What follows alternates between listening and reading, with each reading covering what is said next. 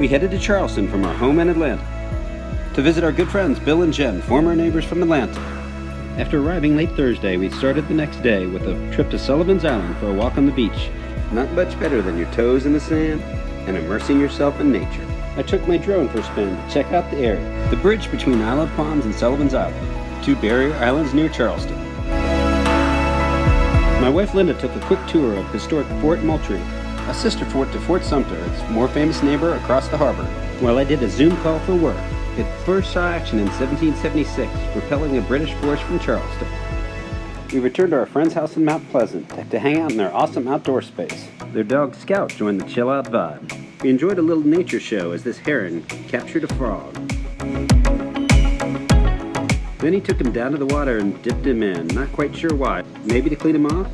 If you know, let us know down in the comments. That night we headed to Shem Creek, a cool area on the water in Mount Pleasant. And a great place to spend the evening with friends. With a nice boardwalk, good views, and a bunch of restaurants and bars. You can see the bridge to Charleston behind this paddleboarder.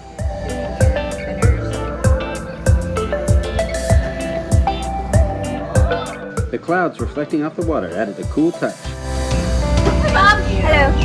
Hola.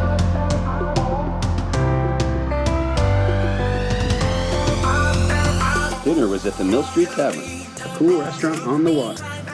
We sat outside and enjoyed the fantastic view. Food was good, including the Bang Bang Shrimp, and the view kept changing as the sun set.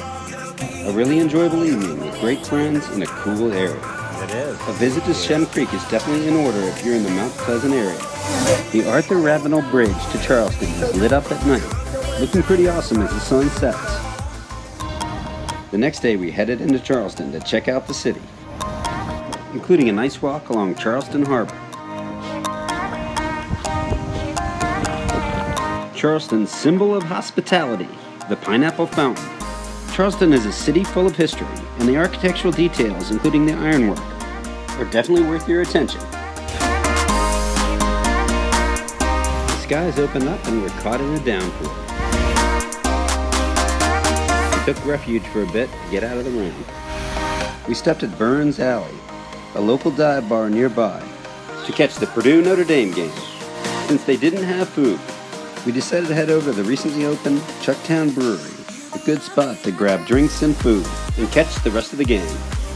After a fun day in town, we headed back over the bridge to head back to Mount Pleasant, looking across Charleston Harbor where the USS Yorktown is anchored. More college football was in order, but I decided to take my drone up to check out the area.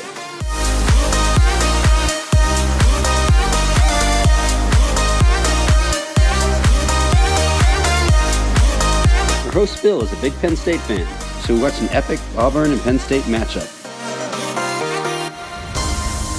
Turmeric Creek wraps around their neighborhood. At high tide, the marshes are mostly underwater. Houses along the creek all have long docks, with boat lifts on the end. The creeks lead out to the Wando River and to Charleston Harbor. Why they call it Low Country. We're driving to the beach to take Scout for a walk on Sunday morning. Driving over the causeway to the Isle of Palms, one of the many barrier islands in the area, and one of the closer beaches to downtown Charleston. Dogs are allowed off leash until 10 a.m., so it's a good time to take your dogs to play on the beach.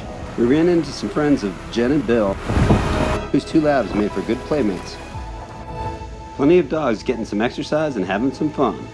I took my drone out for another spin to check out the area from above, one of the widest sandy beaches around. Some other beaches in the area include Bali Beach, the closest to downtown Charleston, and a casual surfer spot, as well as Kiwa Island, a high-end resort area. The long walk on the beach makes for a nice morning, with lots of different wildlife to check out, including this little guy.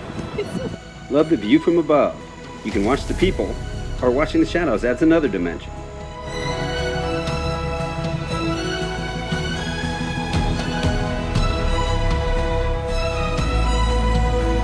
There's Linda and Jen from above, along with Scout, walking on the beach. It's time to say goodbye and wrap up our trip to the Isle of Palms.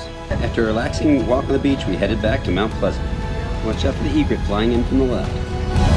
I decided we need a group droney shot, so here it is from their beautiful backyard.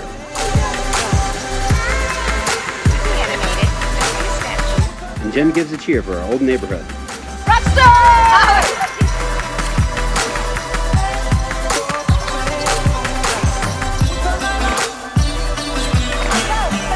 With the tide much lower, you can see that the water is restricted into the channels. That's why they need the really long docks to get out to open water.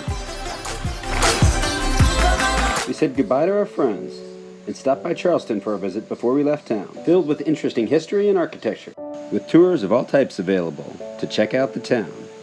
Charleston is a fantastic restaurant town with lots of great food options.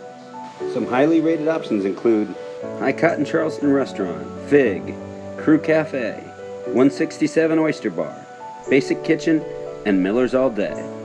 Feel free to add some suggestions in the comments. Battery Park and the nearby waterfront mansions are one of the highlights of Charleston. Battery Row from above. I recommend, if you're visiting Charleston, to take a tour or find the time to walk around and explore the details. One last flight to get a view of the bridge before we headed out of town. Charleston is a great town to visit, filled with top restaurants and fun bars, as well as history and architecture, with nearby beaches and a lot of stuff to do. What's not to like? Click that BobShots button on the left to subscribe now and join us for more of our travels around the world.